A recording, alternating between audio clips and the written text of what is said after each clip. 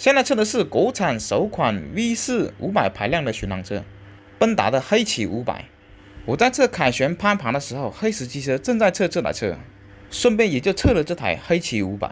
496的排量，官方标的数据马力为54匹，扭矩42，车重呢241，刚劲、行程、压缩比都和巨人叉一样。它的动力水平达到什么级别呢？大家不要抱太大希望哦。最终跑出了 7.1 秒的加速成绩，而黑石机车常用的测试设备测压也显示 7.1，7.1 秒足足比双缸的闪500慢了 1.5 秒。0到50用时 2.4， 车重拖累了不少的成绩。0到100米、0到200米也都不快。50到100用的都是8千转以上的动力， 4.7 秒的加速成绩依旧都不算快。本来4缸的结构，发动机会更加重一些，而且它还是 V4 双排，和巡航车的设定，它的重量自然不会低。根据以往的经验，这241公斤的车重，或多或少还有点水分在里面。闪500 198公斤的车重，虽然也有点水分在里面，但是也轻了80斤左右。闪500如果拉个80斤的妹子跑，它估计也到 6.5 了。但是呢，那台马力只有49匹，这台是54匹。那台是8500转爆发，而这台 V4 呢是9000转爆发。调教呢也相近，但是呢加速能力和体感还是不及双缸机的。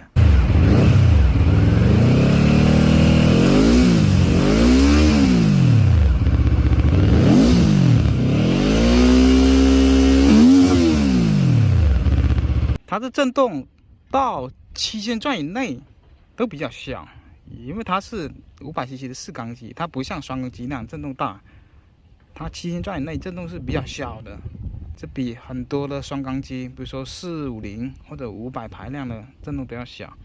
但是过了8000转之后，它震动就稍微相对于低转速来说稍微有点明显了。而且这台发动机发力在5000到6000转。你低于5000转的话，你瞬间灌油的话，它会慢半拍的。可能是有部分原因是油门响应慢一点，第二部分原因呢，是因为它4缸的结构爆发力没有双缸或者是单缸来的那么爆炸。而且这台还是调教，不是超高转速的4缸机。如果是超高转速的4缸机的话，它扭矩会更加差的。用另外一种方式说，就是动力柔和、平顺、线性。喜欢它的会把它看成优点，不喜欢它的会把它看成缺点。我把车辆的客观事实告诉给大家，然后大家可以根据自己的需求和使用环境，这样的发动机特性和动力或者调教，是不是自己喜欢的那一种类型呢？有条件的话，最好自己也去试驾体验一下，合适自己才是最佳的。而且这台车的前刹重刹之后，它有点吃方向，因为是单卡钳的设计，所以这边减震会先受力，那边减震会受力晚一点。重刹的时候，这根减震受的力会让它形成一个韧性的形变。为了抗衡车辆的重量，它右边也会产生形变，但是呢，左边的位移量要比右边的大，所以重刹的时候，车把的稳定性要稍微差一些。日常刹车没多大影响。而且它的前减震呢，阻尼有点生硬，缺少一种润滑细腻感。当你每次压下去再上升的话，它多多少少都有点卡顿感。不知道其他车是不是这样，但是这台是这样。后减震呢配的是气动减震，而且高度呢有2个档位可调，所有的调节呢只能在静态下调节，当车辆行驶后都不可调。边秤打下时，它会降到最低位置，而且它还有一个闭缸技术，空档的时候后面2个缸不工作，挂1档后4个缸都工作。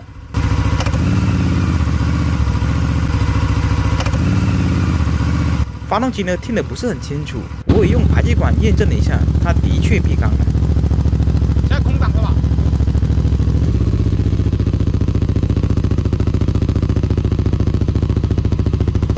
它下方的排气量明显比上方的更加大。每放1档。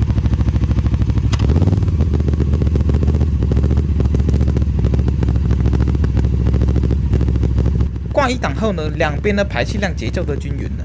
这个时候就惹人问了，它闭缸呢不是不点火了吗？怎么还有气体出来呢？它闭缸呢的确是不点火不喷油了，但是活塞还是在运动，会吸气、压缩、排气。还有另外一个主要原因是，这2根排气管中间有个小管子是连通的，所以下面的气体会通过管子而窜上来。还有另外一种方法，就是冷机的时候，可以摸后面那2个缸的排气管前段是不是发热。这台车的设计的确是挺用心的 ，V4 的发动机也让整车看起来非常的饱满。上次测的这台印度咖喱味就比较重。从视觉上看呢，这台车的做工也要比以往的奔达车都要好一点，精致感会更加多一点。最重要的是起步的价格33000，而且还是一台 V4 巡航车。但是呢，内在的东西没有外在的那么惊艳，刹车时的稳定性，还有减震的设定，这台车呢比较适合1.7米以上的人骑，舒适感会好一些。如果身高不够的话，你就不能很好的坐到坐垫的中央，要坐到比较靠前，脚才能够上档。其实巡航车呢是比较好坐的，最难坐的车型就是仿赛。发动机的动力又要强，震动又要小，刹车的手感也要好，车架的强度也不能软，轻量化的程度又要高。